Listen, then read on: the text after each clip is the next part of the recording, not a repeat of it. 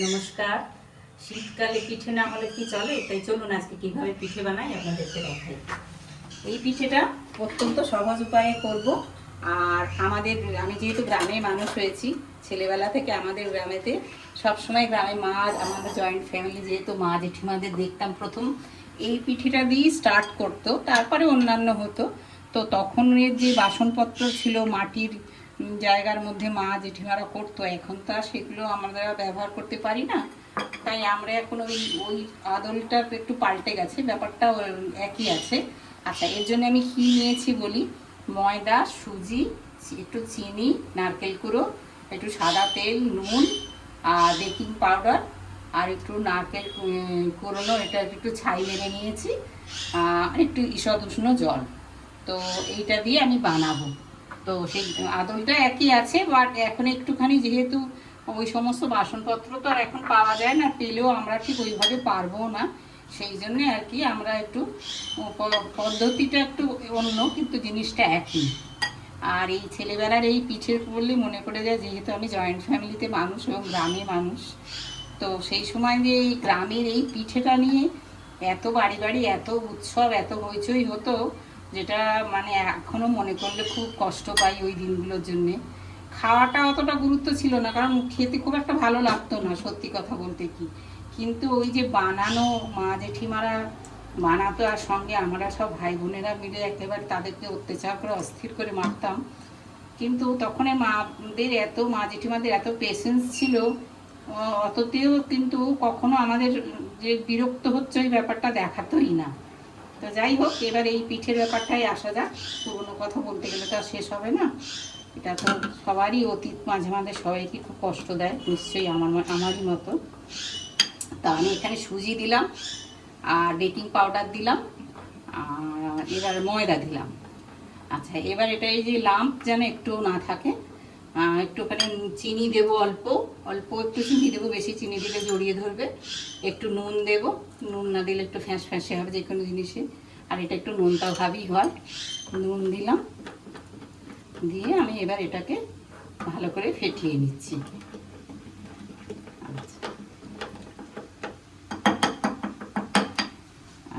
এটা ফেটানোটার জন্য আমি একটু ফ্রাদারটা ইউজ করছি, যাতে আরেকটু ভালো এটাকে মানে ফেটানোটা হয়, এই জন্য আমি একটু ফ্রাদারটা ইউজ করলাম। আচ্ছা,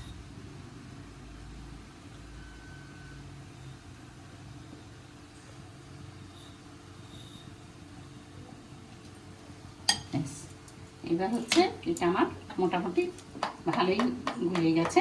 আমি এবার একটু অল্প করে এখানে তেল দেব, কারণ তেলটা না দিলে এটা তোলা মুশকিল হবে। একটু করে তেল দেব অতি সহজে। এটাকে ইডলি স্ট্যান্ড টাইপের, এখন আজকাল এইগুলো মাটিরও বেরিয়েছে, অনেক সময় এরও বেরোয়, বিভিন্ন রকমই হয়।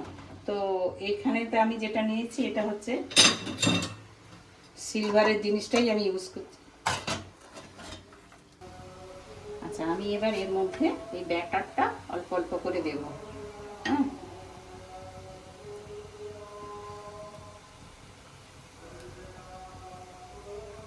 এটা যেহেতু ছোট আকারে, আগেকার আমাদের যুগে তখন তো মাটির জায়গায় হতো, খুব বিশাল বড় বড় হতো। তো এখন তো আর এগুলো মাটির জিনিস না, আর অত বড় বড় আগেকার যুগের মতন সেগুলো এখন বোধহয় খাওয়ার সেরকম লোকও পাওয়া যাবে না। তো যার জন্য ছোটো ছোটো করে দিচ্ছি। আর এর ভেতরে না এই নারকেলের পুরটা কিন্তু আমাদের আগেকার যুগে দিত না মা জেঠিমারা, কিন্তু আমার মনে হয়েছে যে ভেতরটা না বড্ড সাদা সাদা খেতে লাগে, তার জন্য আমি একটু করে নারকেলের পুর এটা দিচ্ছি। এটা অনেকেই দেন না, আমরা বলি আজকে পিঠে, আবার কেউ কেউ এটাকে বলে চিতই পিঠে। তো যে যে নামেই ডাকুন, আসল ব্যাপারটা হচ্ছে এইটাই। আমি এটা একটু এক্সট্রা অ্যাড করলাম, যেহেতু খেতে একটু ভালো লাগবে বলে। জানি না আদৌ ভালো কিরকম কতটা লাগবে, কিন্তু আমার মনে হয় এটা একটু এইটা দিলে ভালোই হতে পারে।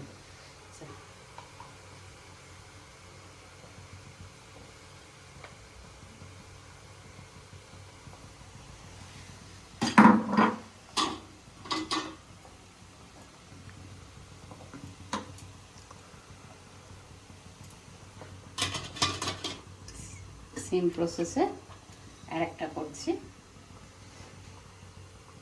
আপনারা ইচ্ছা করলে কোনো সময় সবজিও এর মধ্যে দিয়ে দিতে পারেন, কারণ মিষ্টিটা অনেকেই অ্যাভয়েড করেন।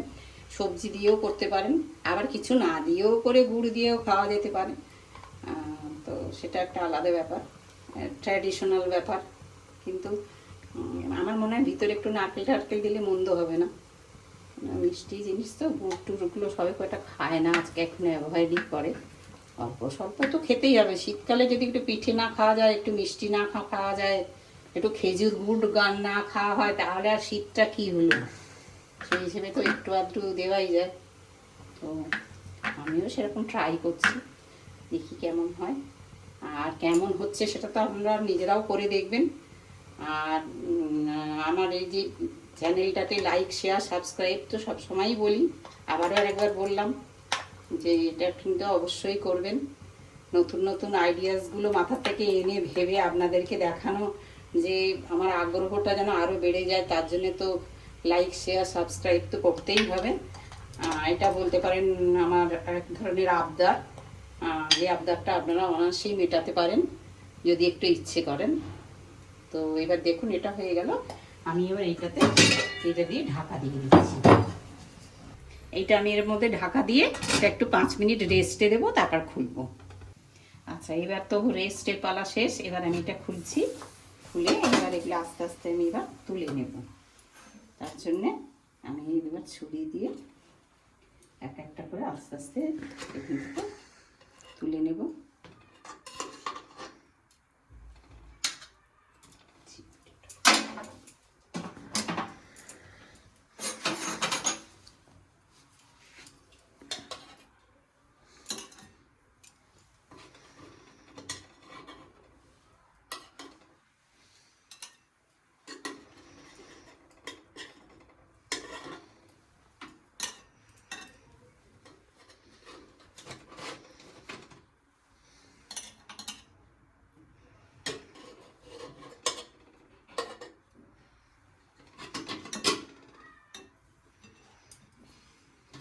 এবার এগুলো সাজিয়ে দেওয়ার পালা একটা একটা করে।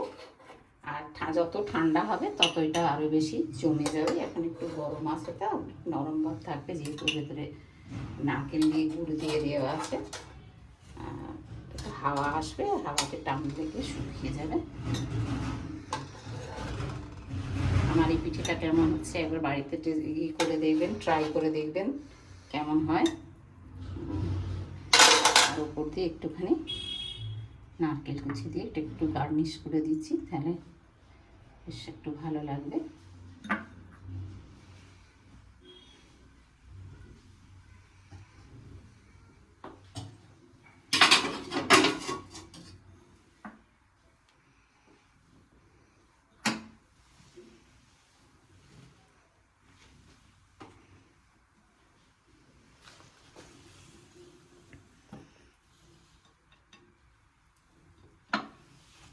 আচ্ছা, আজকে আমার এই ভাপা পিঠে বা আজকে পিঠে কেমন হলো আপনারা নিজেরা একটু বাড়িতে বানাবেন এবং কমেন্টের মাধ্যমে জানাবেন।